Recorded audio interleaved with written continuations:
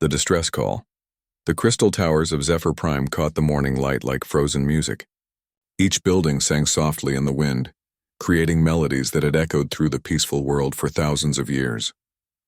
Elder Christhia stood on her observation platform, watching the young ones tend to their gardens of living light. The Zephyrians had built their civilization on harmony. They knew no other way. That morning changed everything. The first sign was silence. The crystal towers stopped singing. Christhia felt a chill that had nothing to do with temperature. Her people were empathic beings, connected to each other through emotions and shared feelings. What she felt now was alien to her, cold, calculating, cruel. Then the ships appeared. They tore through the atmosphere like black wounds against the pale sky. Massive vessels bristled with weapons that served no purpose but destruction. The Zephyrians had no word for such things in their language. They had never needed one. The Vorthak hegemony had found them. Commander Thexus stood on the bridge of his flagship, looking down at the crystal world below. His species had conquered 47 systems. This would be 48. The Vorthak lived for conquest, fed on the fear of others. They took what they wanted and enslaved whoever survived. "Begin the assault," Thexus ordered. His voice carried no emotion. To the Vorthak, this was simply business. The bombardment started without warning. Energy beams lanced down from orbit, shattering the crystal spires that had stood for millennia. The Zephyrians below screamed in voices like breaking glass. They ran but had nowhere to go. They had never built shelters because they had never known war. Christhia watched her world burn. Her people died around her, their terror flooding through the empathic network until she thought her mind would break. The invaders landed troops, massive beings in dark armor who moved with mechanical precision. They herded the survivors like animals, sorting them with cold efficiency. Some Zephyrians were loaded onto transport ships. Others were simply executed where they stood. The Vorthak followed protocols written in blood across dozens of worlds. The strong would work in their minds until they died. The weak were useless. A young Zephyrian named Lith crawled toward Christhia through the rubble of what had been a school. His crystalline body was cracked, leaking the soft light that served as Zephyrian blood. "Elder," he whispered, "why do they hurt us? What did we do wrong?" Christhia had no answer. In all her centuries, she had never encountered beings who could inflict pain without reason, who could destroy beauty simply because they had the power to do so. It was beyond her understanding, like trying to imagine a color that did not exist. But she remembered the great transmitter. Hidden deep beneath the crystal city was an ancient communication array, built by her ancestors to reach across the stars. It had been used only once before, when the Zephyrians had first contacted the wider galaxy. Most species had been polite but distant. A few had established trade relations. None had offered friendship. Christhia made her way through the burning streets, avoiding Vorthak patrols. The transmitter chamber was untouched. The invaders had not yet discovered it. With shaking hands, she activated systems that had slept for generations. The message she crafted was simple. It contained everything: the beauty of Zephyr Prime before the attack, the terror of her people now, the hopelessness of their situation. She did not ask for armies or weapons. She asked for someone, anyone, who might care enough to try. The transmission burst across space, carrying her people's anguish to every listening station in the galaxy. The galactic community received the message within hours. Representatives of a dozen species gathered in emergency session aboard the neutral station, Harmony's Edge. They watched the recordings from Zephyr Prime with expressions ranging from sympathy to indifference. "Tragic," said Ambassador Vexhai of the Dominion. "But the Vorthak hegemony is too powerful. Interfering would only provoke them to expand their aggression." "The Zephyrians should have built defenses," added Trade Minister Cole from the Merchant Coalition. "This is the natural result of their naive pacifism." One by one, the representatives found reasons why intervention was impossible, impractical, or simply not their problem. The Vorthak were too strong, Zephyr Prime too remote, the political complications too complex. The session ended with a formal expression of regret and a promise to provide humanitarian aid to any Zephyrian refugees who managed to escape. No ships would be sent. No rescue would be attempted. Light years away in a different part of space, Captain Sarah Chen sat in the communications bay of the human vessel Indomitable. The ship was on routine patrol duty along the outer edges of human space, mapping new systems and watching for threats. Chen was reviewing stellar cartography reports when Communications Officer Martinez called out, "Captain, we're picking up a transmission." "It's strange." "How strange?" "It's not directed at us specifically, ma'am. It's a general broadcast, but it's using emotional resonance frequencies. Whoever sent this is trying to make us feel what they felt." Chen moved to Martinez's station. On the screen, crystal spires reached toward an alien sky. Then came the darkness, the ships, the screaming. The Zephyrians' terror washed over her in waves. But what struck her most was something else. Their complete incomprehension of cruelty. "My God," whispered Martinez. "They've never seen war before, have they?" Chen watched a Vorthax soldier kick a wounded Zephyrian aside like debris. The alien's confusion was heartbreaking. It could not understand why someone would cause unnecessary pain. Chen had seen that look before, in the eyes of children during humanitarian crises on Earth. "Send this to command immediately," Chen ordered. "Full priority." "Ma'am, this isn't really our jurisdiction." "They called for help, Martinez. That makes it our jurisdiction." The transmission reached Earth 12 hours later. Admiral Marcus Rodriguez was woken at 0300 hours to review the Zephyrian message. By 0330, he was in the Situation Room with his staff. By 0400, every major human leader on 3 worlds was watching Crystal Cities burn. The response was immediate and volcanic. President Amanda, Foster of Earth, spoke first. "How far is Zephyr Prime from our nearest outpost?" 17 days at maximum burn." "Madam President," replied Navigation Chief Yamamoto, "that's 16 days too long." Foster's voice carried the edge that had made her famous during the colony wars. "Admiral Rodriguez, what can we mobilize?" Rodriguez pulled up fleet dispositions. "The 3rd Fleet is finishing exercises near Proxima. The Mars Defense Force has 6 cruisers on standby. The Outer Colony Patrol could contribute another dozen ships." "Not enough," said General Patricia Hayes from Luna Command. "The Vorthak hit them with at least 50 vessels. We need more firepower." "Then we find it," Foster said simply. "Put out a general call. Every ship that can mount a weapon, every crew willing to fight." This is what humanity does. Within 6 hours, the call went out across human space. Military vessels, corporate security ships, merchant freighters with hastily welded weapon mounts.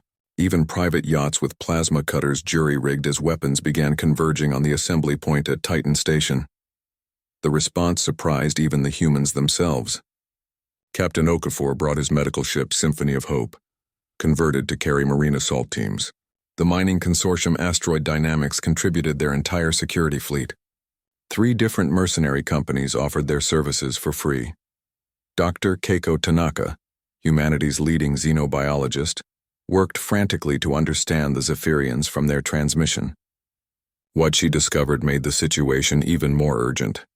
"They're pure empaths," she reported to the growing fleet commanders. "They literally cannot comprehend deliberate cruelty. It's like asking them to understand a mathematical equation, written in a language that doesn't exist." Admiral Rodriguez stood before the largest human fleet ever assembled, 127 ships of various classes, carrying 50,000 personnel. In the background, the Zephyrian transmission played again, crystal voices crying out across the void. 17 days, Rodriguez said. "That's how long those people have to survive. We don't know if they have 17 hours. But we're going anyway." He paused, looking out at the assembled fleet. "They called for help. That's all we need to know." The Deathworld response. The human fleet burned through space at speeds that pushed both ships and crews to their limits. Admiral Rodriguez had ordered maximum acceleration, and every captain understood why. Each hour of delay meant more Zephyrian deaths.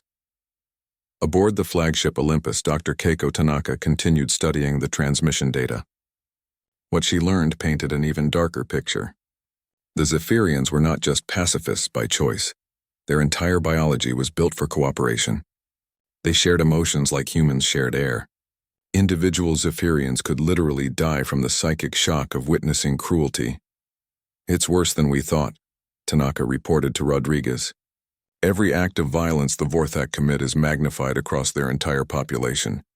They're not just being tortured physically, they're being tortured mentally and emotionally as well." Rodriguez studied the tactical displays showing their approach to Zephyr Prime. How long can they survive this kind of trauma? I don't know. Their psychology is unlike anything we've encountered.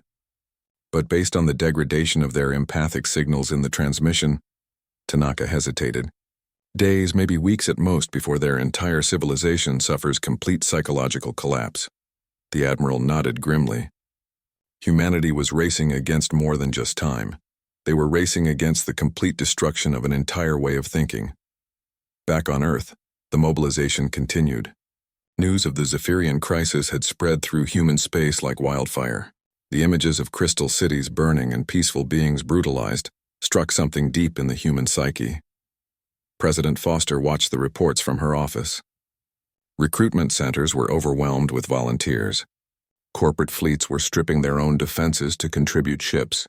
Even civilian cargo haulers were being converted to carry supplies and medical equipment. "Ma'am," her aide reported, "the Martian Colonial Assembly just voted to contribute their entire treasury to fund the relief effort. The outer colonies are doing the same." Foster wasn't surprised. Humans had a particular reaction to bullies, especially bullies who picked on those who couldn't fight back. It didn't matter that the Zephyrians were aliens. It didn't matter that Zephyr Prime was thousands of light years away. Someone had asked for help and humanity would answer. The response puzzled the rest of the galaxy. Ambassador Vexhai of the Dominion monitored human communications from the neutral station Harmony's Edge. The readouts made no sense to him. "They're mobilizing everything," he reported to his superiors. "Military fleets, civilian vessels, even individual small craft. The humans appear to be committing their entire space-capable population to this rescue mission. For what gain?" His superior asked through the quantum link. "There is no gain. The Zephyrians have nothing the humans want. No strategic resources, no territorial advantages, no trade agreements. The humans have never even met them before. Then why?" Vexhai stared at the tactical displays showing the growing human fleet. "I believe they simply think it's the right thing to do." The concept was so alien to Dominion thinking that the conversation ended there. Most galactic species operated on calculations of risk, reward, and self-interest. The idea of expending massive resources to help strangers was incomprehensible. Meanwhile, Captain Sarah Chen's ship Indomitable led the advanced scout force. They would reach Zephyr Prime first, gathering intelligence for the main fleet.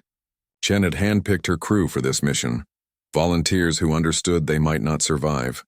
"Captain," Communications Officer Martinez called out, "we're receiving another transmission from Zephyr Prime.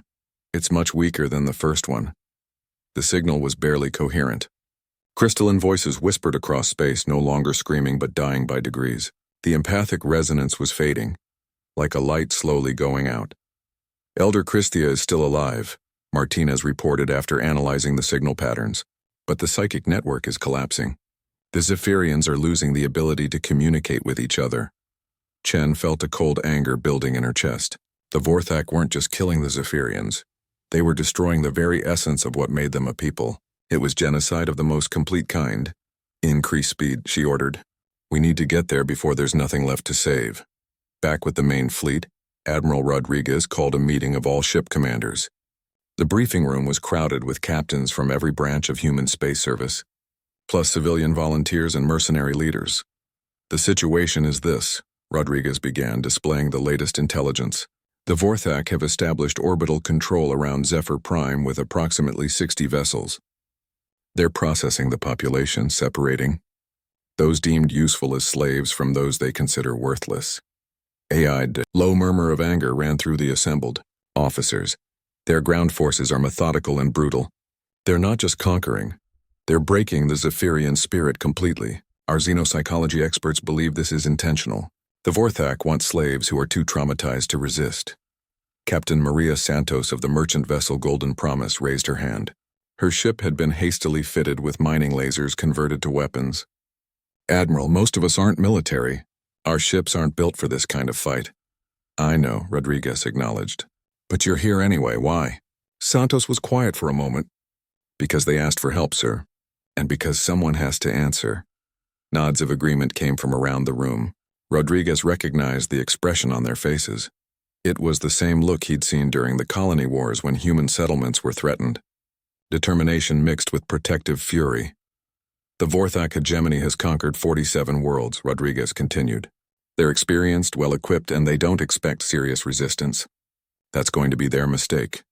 He activated a tactical hologram showing Zephyr Prime and the surrounding space. We're going to hit them with everything we have, all at once. No warning, no demands for surrender. They've forfeited the right to mercy. Our only goal is to save as many Zephyrians as possible and make sure the Vorthak never do this again. The room fell silent. Rodriguez was describing a strategy of total commitment. Win or lose everything in a single massive assault. Anyone who wants to reconsider can leave now, Rodriguez said. This isn't a standard military operation.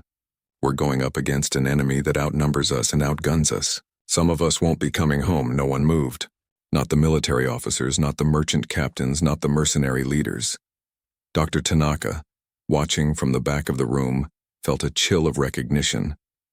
She had studied human history, knew what happened when her species encountered situations like this. Humanity didn't just fight to win, they fought to protect. And when they fought to protect, they became something that even they found frightening. Very well, Rodriguez said. We reach Zephyr Prime in 11 hours. All ships are to maintain radio silence from this point forward. We'll communicate through encrypted tight beam transmissions only. The Vorthak won't know we're coming until we're already there. As the meeting broke up, Captain Chen's voice crackled over the fleet communication system from her position in the advanced scout force. Admiral, we've reached the outer edge of the Zephyr system, confirming 61 Vorthak vessels in orbit around the planet. They've established standard occupation patterns. They're not expecting trouble. Rodriguez smiled grimly. Maintain position and continue monitoring. Don't let them detect you. Understood, Sir, Admiral. The planet looks like it's dying. The crystal formations that powered their civilization are going dark. Whatever the Vorthak are doing down there, they're destroying everything that made the Zephyrians who they were. Not for much longer, Rodriguez replied. All ships prepare for combat. We arrive in 10 hours. Across the fleet, humans made their final preparations. Weapons were checked. Battle plans reviewed. Prayers offered to whatever gods they honored. In the medical bays, doctors and nurses prepared for casualties. In the cargo holds, marine assault teams checked their equipment, but in every ship the same transmission played softly over the internal communications, Elder Christia's original call for help. The crystalline voice speaking words that had traveled across impossible distances to find the one species willing to answer. Commander Thexis, still orbiting Zephyr Prime in ignorant confidence, had no idea that his easy conquest was about to become something very different. The Vorthak had encountered resistance before, but never from a species that turned protective. Instinct into military doctrine, they were about to learn what happened when someone hurt beings that humanity had decided to defend. The human fleet burned through space, carrying fire and fury toward a dying world where crystal voices still sang, barely in the darkness. The fury unleashed. The human fleet dropped out of hyperspace at the edge of the Zephyr system like ghosts materializing from the void. Admiral Rodriguez watched the tactical displays update as 127 ships spread into attack formation. The Vorthak fleet hung in orbit around the dying planet, unaware that death had just arrived in their system. All ships, this is Admiral Rodriguez. Execute Operation Guardian Angel. The attack began in silence. Captain Sarah Chen led the first wave in her heavily modified Indomitable, diving toward the planet at maximum burn. Behind her, the fastest human ships formed a spearhead aimed directly at the Vorthak formation. They had one advantage, surprise. They intended to use every second of it. The Vorthak detected them when the human fleet was already halfway to the planet. Commander Thexis stared at his tactical display in confusion. The readings showed ships approaching at impossible speeds, using flight patterns that violated every principle of safe space navigation. Unknown vessels. You are entering Vorthak territory, Thexis broadcast. Reverse course immediately or be destroyed. Admiral Rodriguez's response was transmitted on all frequencies. You hurt them. Now you deal with us. The first human weapons fire lit up the void. Plasma cannons designed for asteroid mining carved through Vorthak shields. Missile salvos launched from converted cargo haulers overwhelmed enemy point defenses. The merchant vessel Golden Promise, captained by Maria Santos, rammed her ship directly into a Vorthak cruiser, detonating both vessels in a ball of fire that cleared the way for the ships behind her. Thexis had fought many battles, conquered dozens of worlds. He had never seen anything like this. The humans fought with a coordination that seemed impossible, given their mixed fleet of military and civilian vessels. Worse, they fought with a fury that was terrifying to witness. "Sir," his tactical officer reported, "they're not trying to disable our ships. They're trying to destroy every single one of them." "Then we destroy them first," Thexus snarled. "All vessels engage and eliminate." The Vorthak fleet moved to meet the human attack, confident in their superior numbers and firepower. They learned their first lesson about humans within minutes. Deathworlders were very hard to kill. The human ships scattered and reformed like a school of predatory fish. When Vorthak vessels concentrated fire on one target, the humans used their wounded ship as bait, drawing the enemy into overlapping fields of fire from other human vessels. When the Vorthak tried to maintain formation, human ships dove through their lines like wolves separating prey from the herd. Captain Chen brought her ship alongside a Vorthak destroyer, close enough that their shields interfered with each other. "Martinez, get me a firing solution on their reactor core." "Ma'am, at this range, if we fire, we take them with us." "I know." Chen's voice was calm as stone. "Do it!" The Indomitable's main gun fired point-blank into the Vorthak destroyer's engine section. Both ships exploded in a brilliant flash, but the expanding debris cloud provided cover for 3 human cruisers to penetrate deeper into the enemy formation. Across the battle, similar scenes played out. The humans were taking heavy casualties, but they were inflicting far worse damage on the Vorthak. Every human ship that died took at least one enemy vessel with it, often more. Dr. Tanaka, monitoring the battle from the medical ship Mercy's wing, watched the tactical displays with academic fascination and personal horror. She was witnessing the full expression of human protective instinct translated into military action. It was beautiful and terrifying. "They're not just fighting to win," she murmured to her assistant. "They're fighting to make sure this never happens to anyone else." On the planet below, Elder Christhia felt the battle through the fading empathic network. The crystal city around her was dark, most of her people dead or captured. But something new was happening in the sky above. Hope was arriving in the form of violence directed at their oppressors. The young Zephyrian Lith crawled closer to her through the rubble. His crystalline body was cracked and dim, but his mind still functioned. "Elder, who are they? Why do they fight for us?" Christhia reached out with her failing empathic senses, trying to touch the minds of the humans above.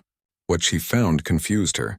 These beings were capable of the same cold calculation as the Vorthak, but it was directed entirely toward protecting others. They felt the pain of strangers as if it were their own children suffering. "They are called humans," she whispered, "and I think they are what we would be if we could fight." The space battle raged for 3 hours. The Vorthak, despite their initial advantage, found themselves being systematically destroyed by an enemy that refused to follow conventional tactics. Human ships appeared from impossible angles, using the planet's gravity well and asteroid fields as weapons. They coordinated attacks with a precision that suggested either advanced AI or a species that was simply very good at organized violence. The truth was simpler. Humans were persistence hunters who had learned to hunt in space. Commander Thexus found his flagship surrounded by human vessels that had somehow penetrated his formation center. His own escorts were burning wrecks and more human ships were closing in. "Sir," his communications officer reported, "they're hailing us." A human face appeared on Thexus's screen. Admiral Rodriguez, his expression hard as vacuum. "Commander Thexus of the Vorthak hegemony, you are ordered to surrender immediately and prepare to be boarded." "Never," Thexus spat. "The Vorthak do not surrender to primitives." Rodriguez's expression didn't change. "Then you'll die like the rest of them. All ships continue the attack." The final phase of the space battle was less a fight than an execution. The remaining Vorthak vessels, cut off from mutual support, were hunted down one by one. The humans showed no mercy, no quarter, no hesitation. They had seen what the Vorthak did to peaceful beings, and they responded with the cold fury of apex predators protecting their territory. When the last Vorthak ship exploded in a silent ball of fire, Admiral Rodriguez surveyed the battlefield. 47 human vessels had been destroyed, with another 30 badly damaged, but the entire Vorthak invasion fleet was gone. 61 ships and their crews wiped from existence. "All ships begin search and rescue operations for our people," Rodriguez ordered. "And prepare landing forces. We're going down to the planet." The assault on Zephyr Prime began immediately. Human Marines in powered armor dropped from orbit like metal rain. They found a world in agony, crystal cities shattered. Zephyrian survivors huddled in processing centers where the Vorthak had been sorting them for slavery or execution. Captain Elena Vasquez led the assault on the main processing center. Her Marines moved through the facility like a force of nature, cutting down Vorthak guards who had never faced an enemy trained on a world where everything was trying to kill them. The Vorthak ground forces discovered that humans were even more dangerous in close combat than they were in space. Human soldiers moved with coordination born of evolution on a hostile world. They used their environment as a weapon, turned defensive positions into traps, and displayed a casual attitude toward violence that unnerved even hardened Vorthak warriors. More importantly, the humans fought with a protective fury that grew stronger the more Zephyrian suffering they witnessed. Each broken crystal spire, each terrified alien child, each scene of casual cruelty fed the fire that drove them forward.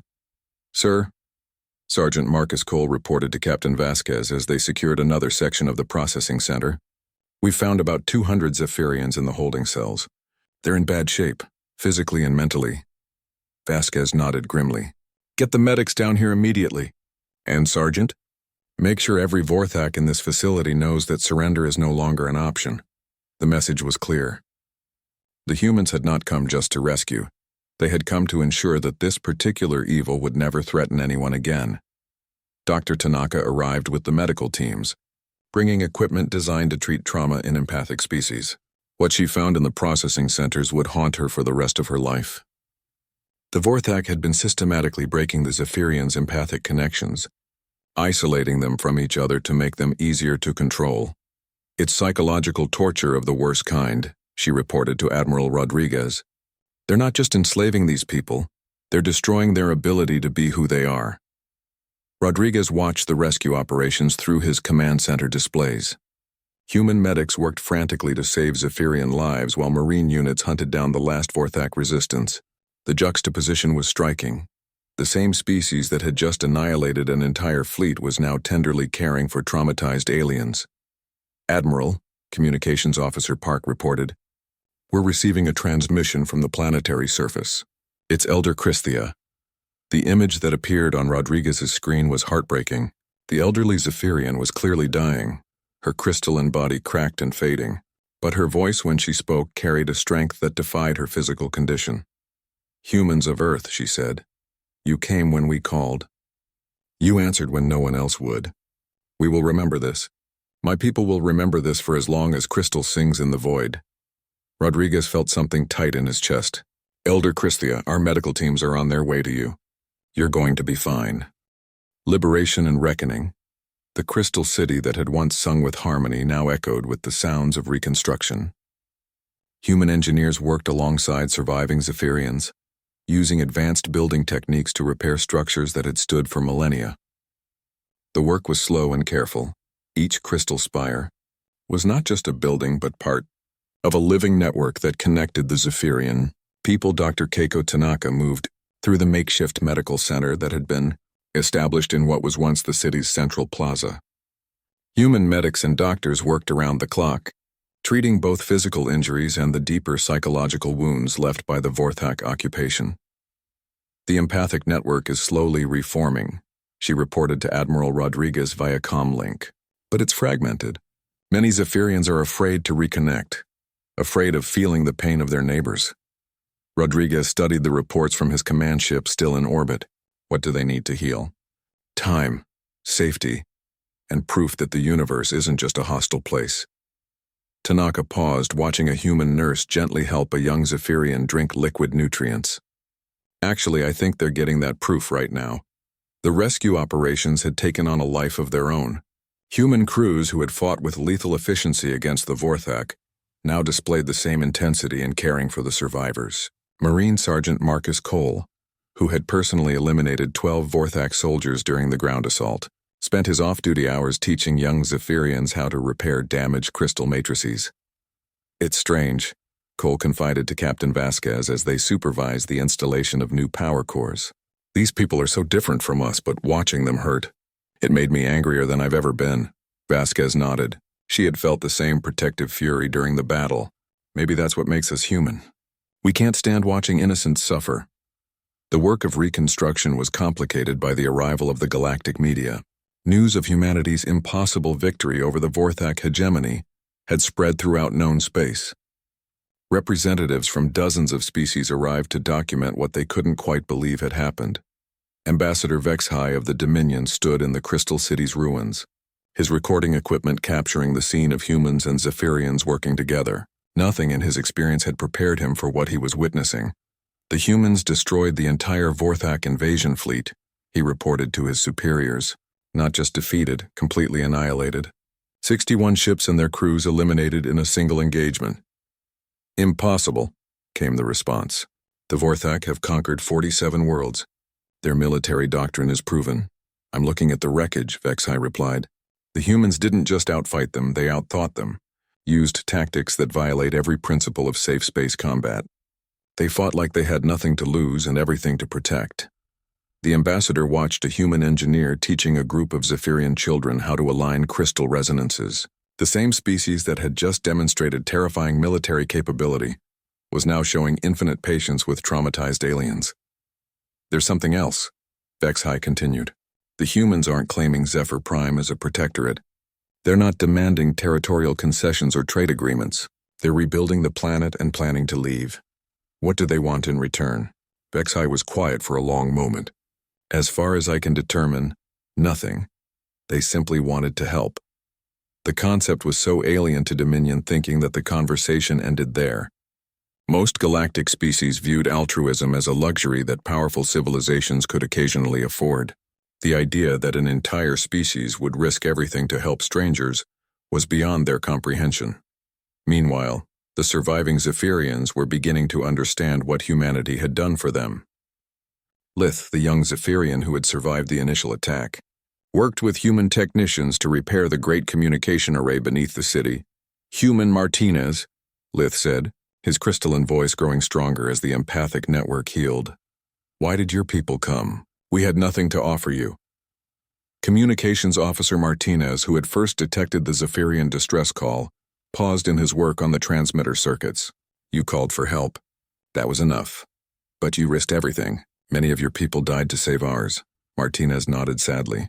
47 human ships had been lost in the battle, with over 8,000 casualties. Sometimes doing the right thing costs everything. But if we don't do it, we're not the people we want to be. Lith struggled to understand. The concept of sacrificing for strangers was alien to most galactic thinking, but it resonated with something deep in Zephyrian nature. They were empathic beings who felt the pain of others. Humans, it seemed, acted on that pain. Your species feels the suffering of others like we do, Lith observed. But you can fight. You can protect. Yeah, Martinez said simply. I guess that's what makes us dangerous. The conversation was interrupted by an emergency alert. Admiral Rodriguez's voice echoed through the communication system. All personnel, we have incoming ships. Vorthak reinforcements, approximately 30 vessels approaching from the outer system. The humans responded with mechanical efficiency. Marine units took defensive positions while ship crews raced to their vessels. The reconstruction work stopped as humanity once again prepared for war. But this time, they weren't alone. Human Admiral, came a transmission from the approaching fleet. This is Sub-Commander Vexus of the Vorthak 3rd Fleet. You will withdraw immediately or be destroyed. Rodriguez's response was broadcast on all frequencies, ensuring that every ship in the system could hear it. Sub-Commander Vexus, you have one opportunity to reverse course. Continue your approach and you will be eliminated. You cannot stand against the full might of the hegemony, Vexus replied. Surrender now and your deaths will be swift. The Admiral's laugh was cold as space. You people really don't learn, do you? The second battle for Zephyr Prime began with the humans holding the high ground. They had used the time since the first battle to establish orbital defenses and position their remaining ships for maximum tactical advantage. But more importantly, they now fought with the knowledge of what they were protecting. The Vorthak 3rd Fleet approached with confidence born of superiority in numbers. They had 30 fresh ships against humanity's depleted force of 80 damaged vessels. Victory seemed assured. They were wrong. The humans had spent the intervening days not just rebuilding, but learning. They had studied Vorthak tactics, analyzed their weaknesses, and prepared countermeasures. When the enemy fleet entered the outer system, it flew directly into a trap that had been 3 weeks in the making. Hidden human ships, powered down and drifting among the system's asteroids, activated simultaneously. The Vorthak fleet found itself caught in a crossfire from directions they hadn't known were possible. Worse, the humans had learned to use the Vorthak's own aggression against them. They're using our formation against us, Vexus realized too late. Break formation. All ships independent action. But the humans had anticipated this response. As the Vorthak ships scattered, they found human vessels already positioned to intercept them. The battle became a series of individual duels, and in that environment, human ingenuity and flexibility proved superior to Vorthak doctrine. Captain James Park, commanding the destroyer Retribution, found himself facing 2 Vorthak cruisers simultaneously. Instead of retreating, he accelerated directly toward them, using his ship's superior maneuverability to stay in the blind spot between their firing solutions. "Sir," his tactical officer reported, "we can't maintain this position much longer." "We don't have to," Park replied. "Just long enough for the Fury to get into position." The heavy cruiser Fury, commanded by Captain Lisa Chen, Sarah's sister, seeking vengeance for her lost sibling, appeared from behind Zephyr Prime's largest moon. Her opening salvo destroyed 1 Vorthak cruiser instantly and crippled the second. Similar engagements played out across the system. The humans fought with a coordination that seemed impossible, as if they shared a collective consciousness dedicated to protecting the Zephyrians. In reality, they were driven by something simpler, the knowledge that retreat was not an option. If they failed here, the Vorthak would complete the genocide they had started. Sub-Commander Vexus watched his fleet being systematically destroyed and finally understood what his predecessor had faced. The humans didn't just fight to win, they fought to end threats permanently. There would be no negotiation, no terms, no mercy for those who harmed innocents. "All ships," he broadcast, "retreat to minimum safe distance and prepare to—" His transmission was cut short as the human flagship Olympus emerged from hyperspace, directly behind his command vessel. Admiral Rodriguez had taken his ship out of the system only to return with a precision microjump that placed him in perfect firing position. "This is for Elder Christhia," Rodriguez said quietly, and fired. The Vorthak command ship exploded in a ball of plasma that lit up the night sky of Zephyr Prime. The remaining enemy vessels, leaderless and outnumbered, were hunted down one by one. When the second battle ended, no Vorthak ship remained functional. 30 vessels and their crews had joined their predecessors in death, victims of their own inability to understand that some species would fight to the death to protect others. The new Galactic Order 6 months after the liberation of Zephyr Prime, the Crystal Cities sang again. The melodies were different now, deeper, more complex, carrying harmonies that spoke of loss and renewal. The Zephyrians had rebuilt not just their structures, but their entire understanding of what the universe could contain. Dr. Keiko Tanaka stood in the newly constructed Memorial Plaza, watching Zephyrian children play among fountains of liquid light. The empathic network had not only healed but evolved, incorporating new concepts that would have been impossible before the human intervention. "They understand courage now," she reported to Admiral Rodriguez via secure transmission. "Not just as an abstract concept, but as something they've felt through their connection to human minds during the battle." Rodriguez nodded from his position aboard the Olympus, still maintaining orbit around the planet. "How are they adapting?" "Better than we hoped. Some of the younger Zephyrians are asking to learn human fighting techniques, not for aggression, but to protect others who can't protect themselves. They're becoming something new."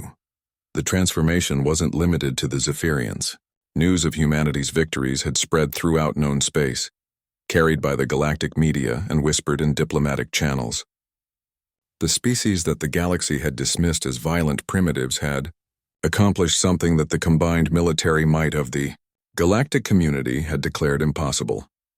The neutral station Harmony's Edge, an emergency session of the Galactic Council, was in progress.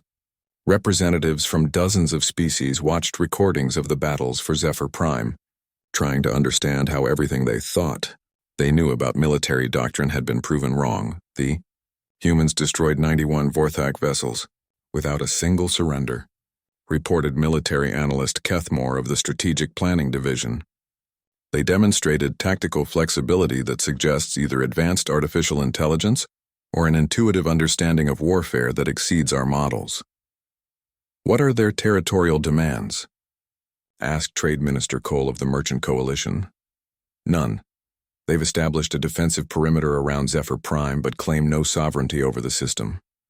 They've refused all offers of payment or territorial concessions from the Zephyrians. The assembled representatives struggled to process this information. In their experience, military intervention was always followed by exploitation. Species didn't risk their fleets and personnel without expecting significant compensation. Then what do they want? Demanded Ambassador Vexhai of the Dominion. The question hung in the air unanswered, because the truth was too simple for galactic politicians to believe. Humanity wanted nothing except to ensure that the Zephyrians remained safe. This incomprehension extended to the Vorthak hegemony itself. Supreme Commander Gorthak stood in his war room, staring at tactical displays that showed the complete destruction of 2 entire fleets. In over a century of expansion, the hegemony had never lost more than a handful of ships in any single engagement. How many ships do the humans have? He demanded of his intelligence officers. Our estimates suggest between 200 and 300 vessels capable of interstellar combat, came the response. A respectable force, but not overwhelming. Then how did they destroy 91 of our ships with minimal losses? The intelligence officer hesitated before answering. Sir, our analysts believe the humans don't fight according to standard military doctrine. They appear to treat each engagement as a matter of survival, rather than territorial expansion. This results in tactical decisions that are simultaneously illogical and devastatingly effective. Gorthak studied the battle recordings again. The human fleet movements made no sense according to Vorthak military theory. They took risks that should have resulted in catastrophic losses, yet somehow turned those risks into advantages. Are they planning to expand their territory? He asked. Unknown, sir. But intelligence suggests they're not interested in conquest. Their entire response appears to have been triggered by the Zephyrian distress call. A defensive reaction, Gorthak mused. They fought not to gain territory but to protect another species. The concept was almost incomprehensible to the Vorthak mind. Their entire civilization was built on the principle that might made right, that the strong naturally dominated the weak. The idea of using superior force to protect rather than conquer was alien to their thinking. But it also represented something unprecedented, a potential threat to their entire way of life. Meanwhile, on Zephyr Prime, the reconstruction had taken on aspects that surprised even the humans involved. The Zephyrians weren't just rebuilding their old civilization, they were creating something new, incorporating elements of human culture that resonated with their empathic nature. Young Lith had become something unprecedented among his people. A Zephyrian who understood both compassion and controlled violence. He worked with human instructors, learning not just fighting techniques but the philosophical framework that allowed humans to be both peaceful and deadly as circumstances required. The key, explained Sergeant Marcus Cole during a training session, is knowing when to use force and when to use restraint. Strength without wisdom is just destruction. Wisdom without strength can't protect anyone. Lith absorbed the lesson through both intellectual understanding and empathic connection. Through his link to Cole's mind during training, he could feel the human concept of protective violence, the ability to switch instantly from gentle caregiver to lethal guardian when innocent lives were threatened. Your people have found balance, Lith observed. You can be healers and warriors in the same moment. Cole nodded. It's not easy. Sometimes the balance tips too far one way or the other, but we try to remember what we're fighting for. These training sessions were being monitored by Dr. Tanaka as part of her ongoing study of human Zephyrian cultural exchange. What she was documenting would become one of the most important anthropological works in galactic history. The birth of a new type of civilization, one that combined empathic understanding with the capacity for decisive action. They're becoming something unique, she noted in her reports. Not human, not traditionally Zephyrian, but something that incorporates the best qualities of both species. If this experiment succeeds, it could change how we think about galactic civilization. The experiment was being watched carefully by other species as well. Reports filtered in from across known space of civilizations, reconsidering their own defensive capabilities, in light of humanity's demonstration. If a relatively small human fleet could eliminate the Vorthak threat so completely, what did that say about the protection offered by the galactic community? The answer came in the form of distress calls.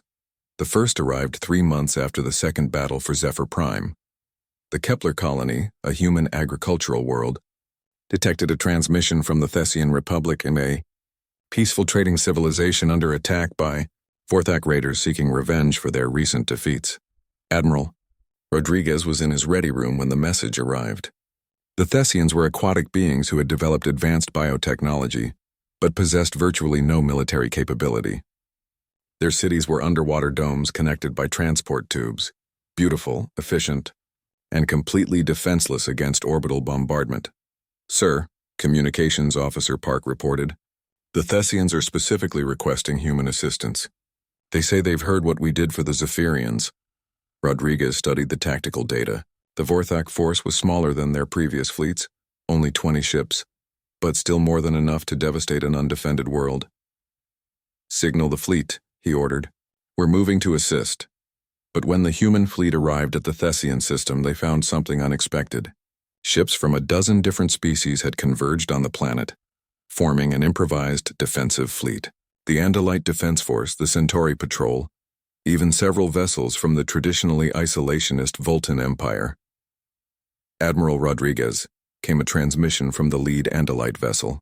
"Captain Veltar of the ADF Peacekeeper, we're here to assist in the defense of Thessia." Rodriguez was momentarily speechless. The Andalites had never before intervened in conflicts outside their own territory. "Captain Veltar, this is unexpected." "What changed your mind?" "Your people demonstrated something we thought was impossible," Veltar replied.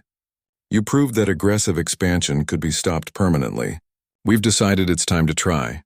The battle for Thessia became known as the First Coalition Action.